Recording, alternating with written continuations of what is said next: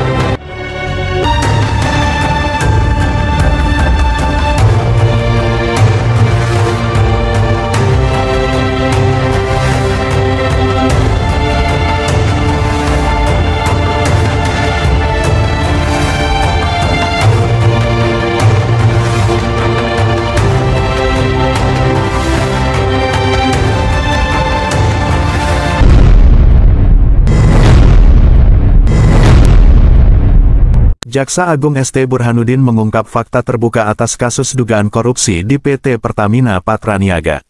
Fakta baru yang diungkapkan Jaksa Agung pun begitu mencengangkan. Saudara, bagaimana tidak mencengangkan? Kita tahunya hanya 100 sekian triliun saja. Ternyata 900-an triliun. Wow, berbahaya bukan? Inilah negeri Menurutnya, angka 193,7 triliun rupiah yang dikorupsi bukanlah jumlah keseluruhan. Angka tersebut baru perhitungan per tahun. Sedangkan dalam kasus ini, para pelaku telah melakukan tindak kejahatan korupsi selama 5 tahun. Sehingga total korupsi mencapai angka fantastis, yakni 968,5 triliun rupiah atau nyaris 1.000 triliun selama 5 tahun. Diketahui, dalam kasus ini, Kejaksaan Agung telah menetapkan 7 tersangka dalam kasus ini, termasuk Direktur Utama PT Pertamina Patraniaga, Rifa Siahaan, dan beberapa direktur lainnya dari anak perusahaan Pertamina. Saudara, sedikit koreksi, saat ini tersangka sudah 9 orang. Dan mereka adalah pejabat-pejabat korup yang bikin rusak negeri ini. Dan ternyata mereka adalah perusak bangsa ini. Karena itu. Sementara itu, PT Pertamina membantah tudingan adanya BBM jenis Pertamax yang dioplos dengan BBM jenis Pertalite. Mereka juga memastikan bahwa Pertamax yang beredar di masyarakat sudah sesuai dengan spesifikasi yang ditentukan. Saudara, pihak Pertamina ini tidak berhentinya dia berbohong. Bahkan fakta-fakta itu sudah dibuktikan oleh Kejaksaan Agung. Bahwa campuran-campuran yang telah dilakukan itu sudah terbukti dan sudah dilakukan uji cobanya. Hal itu disampaikan Vice President Corporate Communication Pertamina Fajar Joko Santoso di Jakarta. Menurut Fajar, terdapat narasi yang keliru ketika memahami pemaparan oleh Kejaksaan Agung. Fajar menjelaskan bahwa yang dipermasalahkan oleh Kejaksaan Agung adalah pembelian RON 90 dan RON 92, bukan terkait adanya oplosan Pertalite menjadi Pertamax. Saudara, kalau tadi kita sudah angkat kejahatan korupsi di Pertamina, kini kita akan mengungkap bagaimana sejumlah kepala pemerintahan yang sudah dilantik oleh Presiden menjadi membangkang. Tetapi para kepala daerah itu memiliki alasan karena mereka ketakutan dengan Nenewati. Nenewati yang saat ini dikenal bahwa termasuk salah satu pejabat ataupun pejabat partai yang arogansi, kini mulai terpapar dan menjadi ocehan para netizen. Bahkan sekarang jadi nyinyiran sejumlah netizen di tanah air.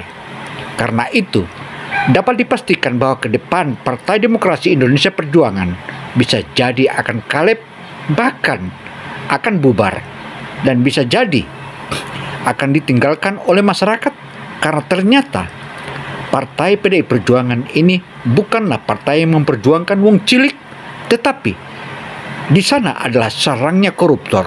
Benarkah demikian? Mari kita lihat.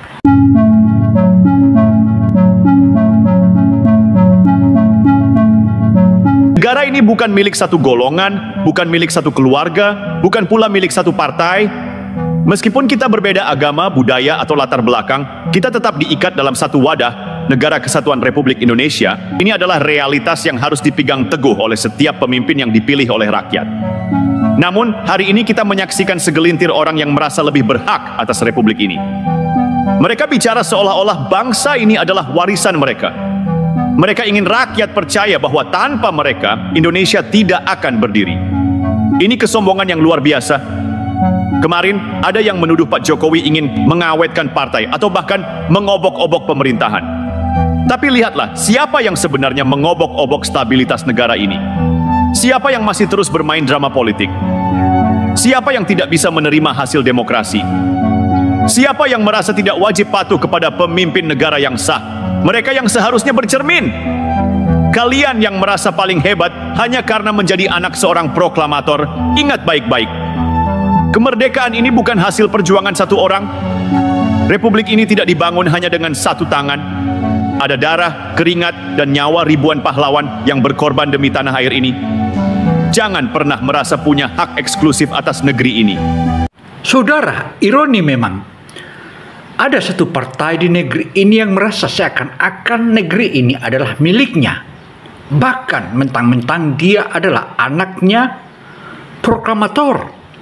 Padahal dia lupa bahwa kemerdekaan Republik Indonesia bukan dilakukan sendiri, melainkan dengan sejumlah dan jutaan orang bermandi darah dan peluh dan darah dan air mata. Dia jangan mentang-mentang anaknya proklamator. Dan saya yakin pun jika sang proklamator itu masih hidup, aku yakin pasti ditampar.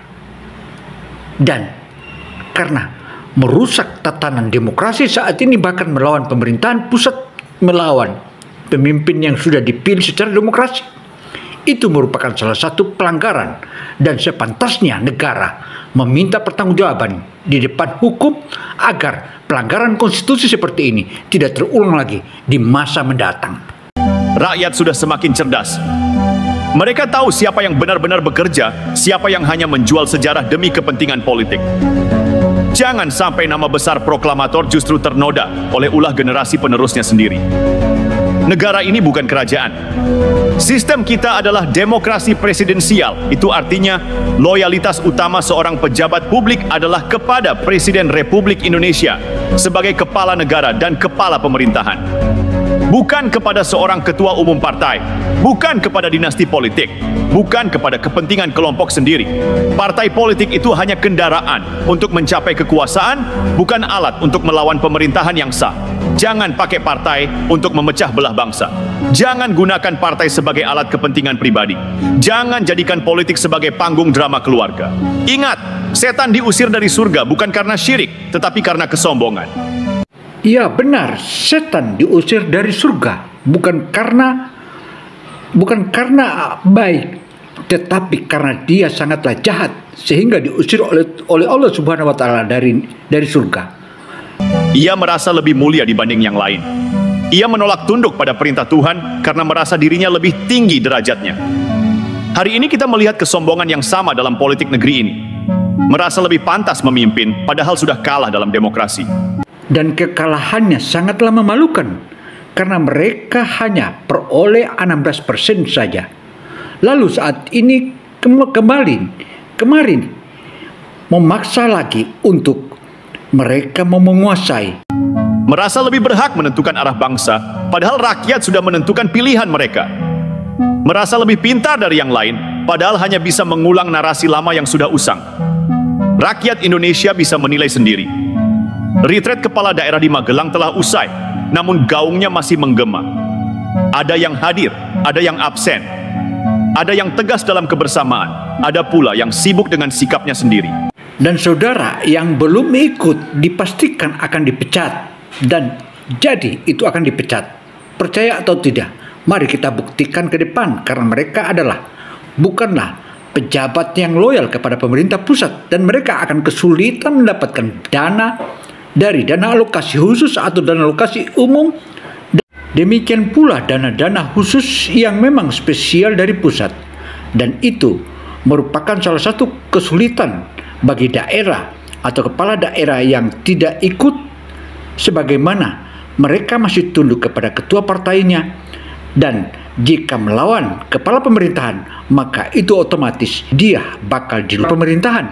Hal inilah yang merupakan salah satu langkah konkret yang suka atau tidak suka negara harus jalan, dan bagi yang tidak masuk dalam sistem, mau tidak mau you out. Demikian papar sejumlah netizen kepada media ini. Ini bukan sekadar pertemuan seremonial. Ini adalah pesan, sebuah panggilan untuk merapatkan barisan di bawah satu komando, kepemimpinan nasional yang sah. Kita harus bertanya, apa sebenarnya yang ada di benak para kepala daerah yang memilih absen? Apakah mereka sedang menunjukkan sikap independen, atau justru tengah memainkan agenda terselubung yang berlawanan dengan semangat kebangsaan?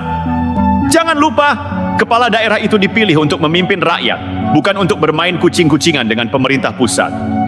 Mari berbicara fakta. Presiden Prabowo Subianto tidak sedang meminta kesetiaan buta. Yang diminta hanyalah satu hal, loyalitas terhadap negara. Sebuah nilai yang semestinya melekat pada setiap pemimpin daerah, bukan malah dipertanyakan. Apalagi, acara ini juga dihadiri oleh dua mantan presiden, SBY dan Jokowi, yang telah mengarungi 20 tahun kepemimpinan. Jika dua tokoh besar ini bisa hadir dan menunjukkan sikap kenegarawanan, lalu apa alasan para kepala daerah yang absen? Merasa lebih hebat dari mereka? Sejarah mencatat, di era Soeharto, kepala daerah yang membangkang langsung dicopot. Tak perlu banyak basa-basi. Hari ini Indonesia tidak lagi dikelola dengan tangan besi, tapi bukan berarti pemerintah pusat bisa dipermainkan seenaknya.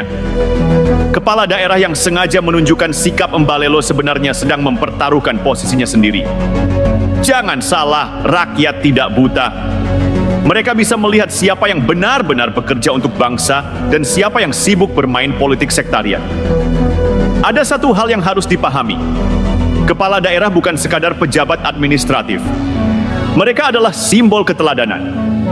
Ketika seorang pemimpin daerah lebih memilih absen dalam pertemuan strategis nasional, apa yang ingin dia sampaikan kepada rakyatnya? Bahwa kepentingan pribadi atau kelompok lebih utama daripada persatuan bangsa?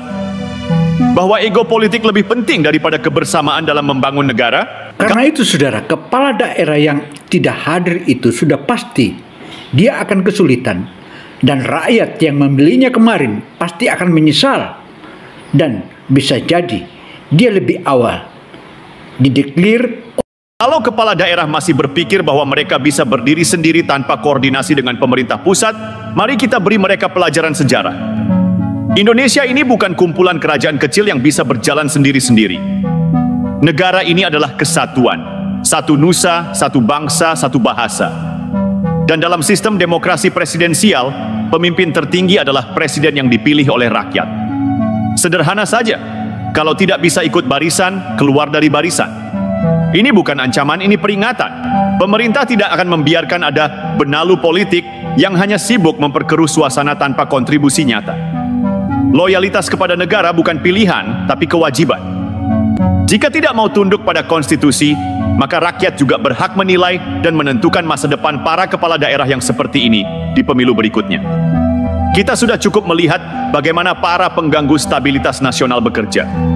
Mereka menuduh pemerintah bermain politik, padahal merekalah yang sejak awal sibuk mengobok-obok pemerintahan. Ironisnya, mereka selalu merasa paling benar, merasa paling berjasa bagi republik ini, seakan-akan bangsa ini hanya milik satu golongan tertentu. Maka pesan dari Magelang ini jelas. Pemimpin itu hadir, bukan menghindar. Pemimpin itu menyatukan, bukan memecah belah. Pemimpin itu tunduk pada konstitusi, bukan pada agenda kelompok. Jika masih ada kepala daerah yang merasa lebih besar dari negara, lebih baik segera sadar sebelum rakyat sendiri yang bertindak. Karena dalam politik, ada satu hukum yang tidak bisa dihindari. Kepercayaan rakyat adalah segalanya. Ketika kepala daerah mulai merasa dirinya lebih besar dari negara, itu bukan sekadar kesalahan, itu adalah pengkhianatan terhadap mandat rakyat. Indonesia bukan republik para raja kecil yang bebas menentukan jalannya sendiri. Ini negara kesatuan, dan dalam sistem presidensial, tidak ada ruang bagi pemimpin daerah yang bertindak seolah-olah mereka bukan bagian dari pemerintahan pusat. Jangan bermain api. Karena dalam sejarah politik Indonesia, mereka yang mencoba melawan arus persatuan selalu berakhir di pinggir jalan. Beberapa dengan cara yang baik, beberapa lainnya terpaksa ditinggalkan oleh sejarah. Rakyat Indonesia semakin cerdas, mereka bisa melihat mana pemimpin yang benar-benar berjuang untuk mereka dan mana yang hanya sibuk mencari panggung. Kita semua tahu ada satu kelompok politik yang akhir-akhir ini gencar memainkan narasi oposisi dengan cara yang culas. Mereka terus menggoreng isu seolah-olah pemerintahan saat ini sedang melakukan dominasi, padahal justru merekalah yang selama ini merasa paling berhak menentukan arah negara. Seakan-akan tanpa mereka, Indonesia tidak bisa berdiri tegak. Lucunya, mereka bicara soal demokrasi, tapi tidak mau menerima realitas bahwa rakyat telah memilih pemimpinnya secara sah. Mereka berbicara tentang keadilan, tapi menolak tunduk pada aturan main yang sama. Dan yang lebih ironis lagi, mereka menuduh pemerintah ingin mengontrol segalanya, padahal merekalah yang selama ini haus kendali dan tidak bisa menerima kenyataan bahwa mereka bukan lagi pihak yang berkuasa. Disinilah letak permainan politik yang licik. Ketidakhadiran mereka dalam acara penting di Magelang bukanlah kebetulan, itu adalah pesan. Tapi sayangnya itu bukan pesan kebangsaan, melainkan sinyal pembangkangan. Mereka ingin menunjukkan bahwa mereka berbeda, bahwa mereka masih punya kekuatan untuk melawan, bahwa mereka tidak bisa diatur oleh pemerintah pusat. Tapi mereka lupa satu hal, rakyat melihat. Rakyat melihat siapa yang benar-benar bekerja, siapa yang hadir saat negara membutuhkan, dan siapa yang justru sibuk bermain sandiwara politik murahan. Loyalitas itu bukan sekadar kata-kata di depan kamera. Itu adalah tindakan nyata, kehadiran, dan komitmen untuk membangun negeri. Pemerintahan ini tidak butuh pemimpin daerah yang hanya sibuk membangun citra. Yang dibutuhkan adalah pemimpin yang bisa turun langsung ke rakyat, bekerja sama dengan pemerintah pusat, dan memastikan bahwa pembangunan merata ke seluruh penjuru negeri. Mereka yang merasa terlalu besar untuk tunduk pada kepemimpinan nasional sebaiknya mulai berpikir ulang. Karena di bawah pemerintahan yang tegas dan berorientasi pada kemajuan, tidak ada tempat bagi mereka yang hanya bisa mengeluh tanpa kontribusi nyata. Pesannya jelas. Jika Anda pemimpin, maka pimpinlah rakyat dengan benar. Jika Anda pejabat, jalankan tugas dengan tanggung jawab. Jika Anda bagian dari sistem, maka bekerjalah untuk sistem itu.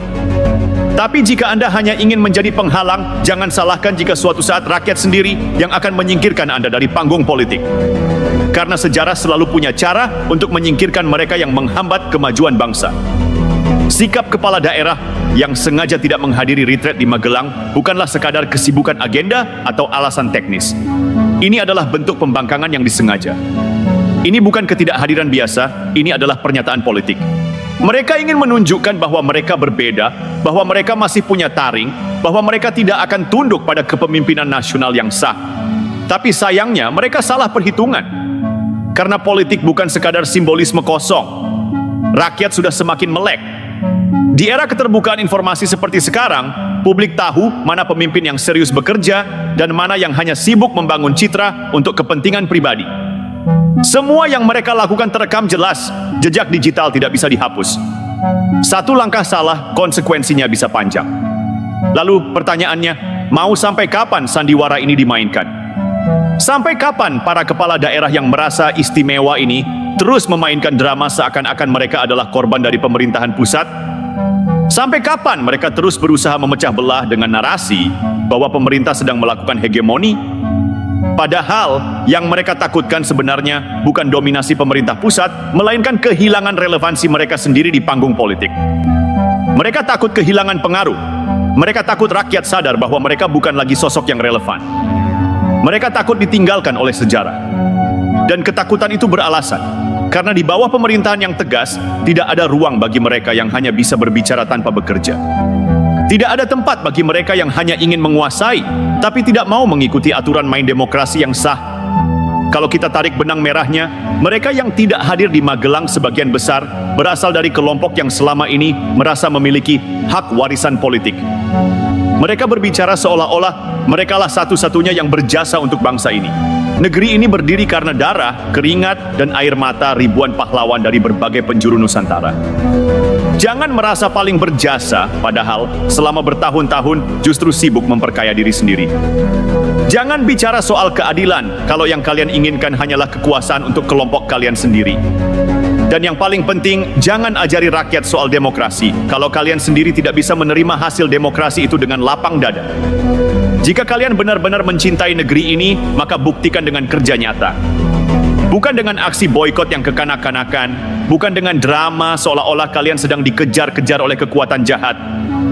Indonesia butuh pemimpin daerah yang kuat, yang bisa berdiri tegak di tengah situasi apapun, yang paham bahwa mereka adalah bagian dari sistem negara, bukan aktor independen yang bisa bertindak sesuka hati.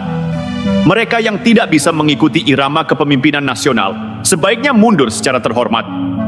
Jangan sampai akhirnya rakyat yang akan memaksa mereka turun.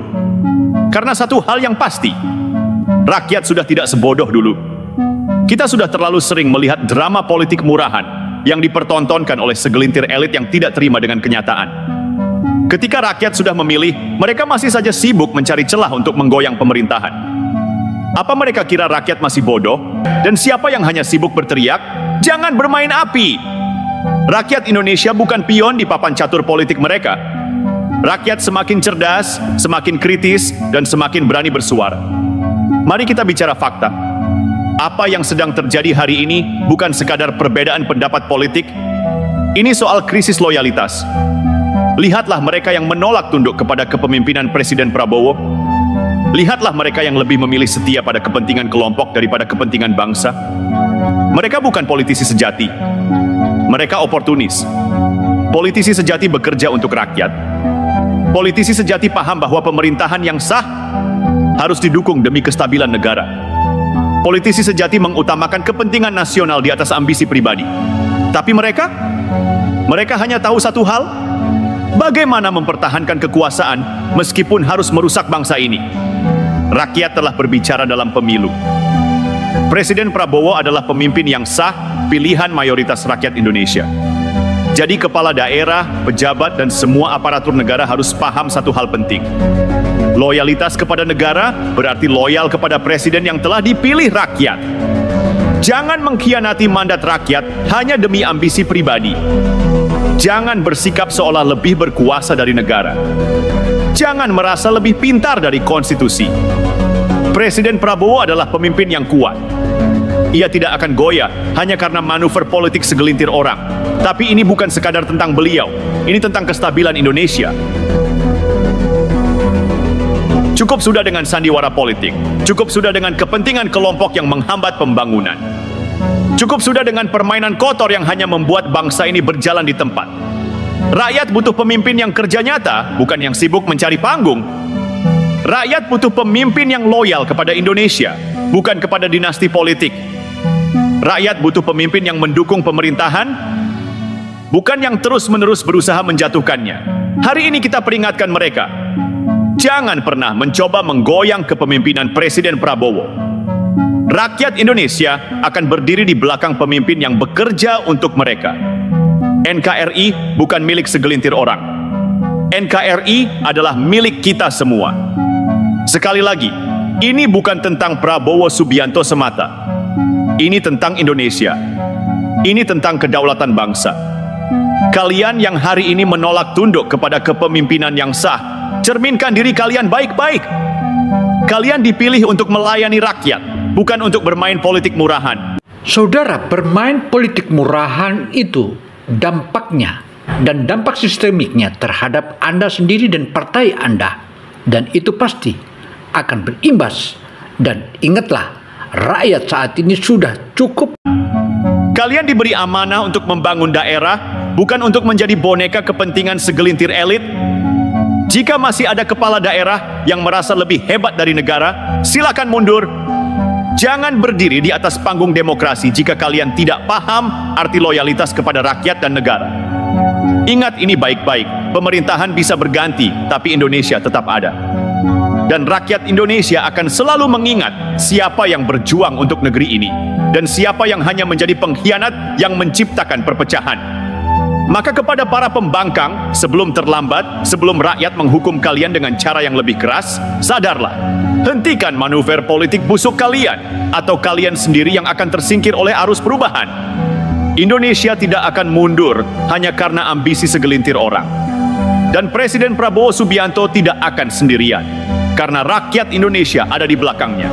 Hai saudara, Anda melawan perintah atau Presiden Prabowo itu sama Anda akan melawan paling rendah 85% penduduk Indonesia yang Anda lawan. Dan tentu saja ke depan partai Anda dipastikan akan nyonyor, dan bisa jadi Anda akan dibubarkan. Karena masyarakat Indonesia sudah cukup pintar dan jangan terus membodoh-bodohi wong cilik. Dan ternyata saat ini masyarakat dan wong cilik sudah paham, ternyata kalian bukanlah mencintai wong cilik, tapi kalian mencintai wong licik. Itulah yang mungkin dipahami oleh sejumlah netizen, dan netizen memaparkannya sebagaimana hasil kajian Opini Gino Television Indonesia. Karena itu saudara, demikian catatan Opini Gino. Semoga informasi yang kami berikan ini memberikan edukasi agar ke depan jangan lagi terjadi hal-hal yang menyakitkan dan saling menyakitkan. Saya Gino Samsudin Mirsab. Semoga informasi yang kami berikan ini bermanfaat bagi kita semua. Wassalamualaikum warahmatullahi wabarakatuh.